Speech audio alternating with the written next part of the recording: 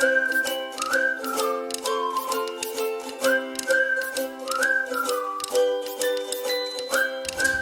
good evening everyone. It's a lovely hot summer's day. Hasn't this been wonderful weather we've been having, and the cost of ministry is such that we've actually come indoors and sat on the Pondering couch, where it is significantly cooler than the sunshine of the day that we've just had. But Martin, we've just been mulling over yesterday when you shared with us on Acts 5, which was that, I think you said at the start, Acts is just like this thriller or action movie or something like that. You know, if we weren't going to see it in the cinema, it's fast paced, it's boom, boom, boom. It's one thing happening after another. And you've just got this breathless excitement, haven't you, in that passage that you were describing, all these people coming along in Solomon's colonnade. Yeah. It was really good. I don't know whether it's intentional by Luke the writer, because sometimes when you read the Gospel of Luke, there's a bit more structure to it and a bit more of a flow, whereas this, it seems like he's trying to squash, like an excited child trying to tell you about their day, and it's all coming in together. But no, it is a great story. And I spoke about shadows. So we spoke about Peter's shadow healing people. And then I also spoke about actually Jewish people avoiding which was shadow. a very powerful image actually, wasn't it? And not something I was aware of. No, I thought that was really interesting. And we've got these kind of two groups, one avoiding getting close effectively to a group of people, and then another one sort of being so close that their shadow's going over them.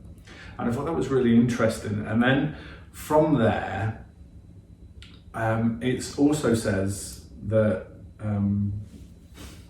that all the people lied down on mats. And I thought, well, were they doing that so their shadow wouldn't fall on the Jewish people? Or were they just so ill that they were lying down? And maybe it could have been for both, that they were taking this step out to get healed by Peter, but then also understanding the context that they were in and sort of seeking that. There is something quite remarkable going on here, isn't there? So there's this incredible healing.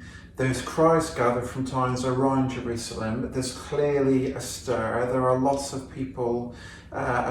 People brought the sick into the streets and laid them on beds. It sounds incredible, and you get the sense that there's this gathering excitement. But then there's one other question we were pondering, and I don't know what you think about this, Martin. I think you said something to me about it was one of the sort of conundrums you wrestle with.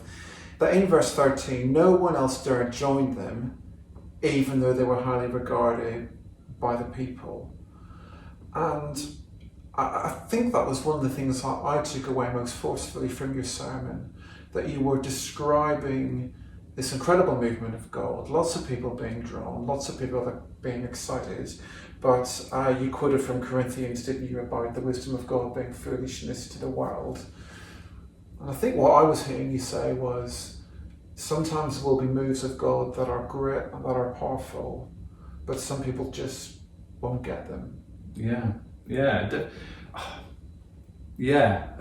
There's part of me that wants to say that once you preach the gospel, everybody that you preach to will get it.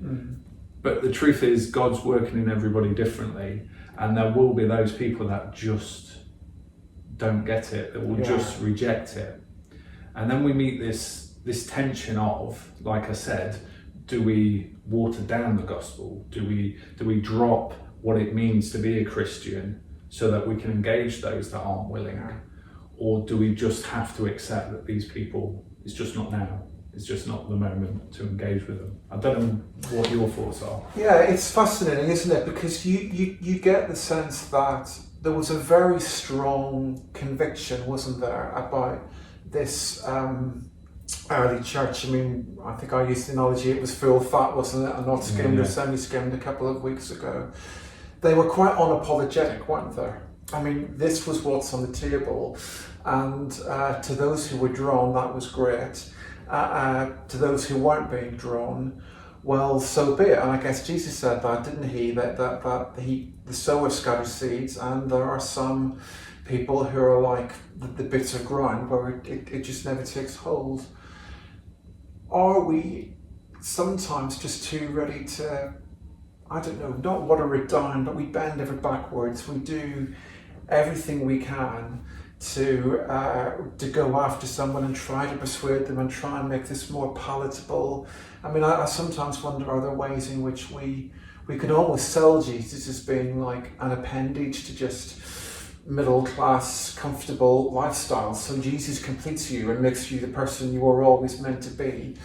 Whereas actually, you read here about the world being turned upside down, and the message here is come and be part of the revolution. So, yeah, maybe that is something we need to take from this, that where the gospel is at work and where God is doing things, it's going to be radical. I mean, this is turning the world upside down stuff. We looked at Luke last year, didn't we? And this is Luke's volume 2. But yeah, do we just need to be more relaxed and more confident in God that He's sending the people to us who He wants to send, and we work with them?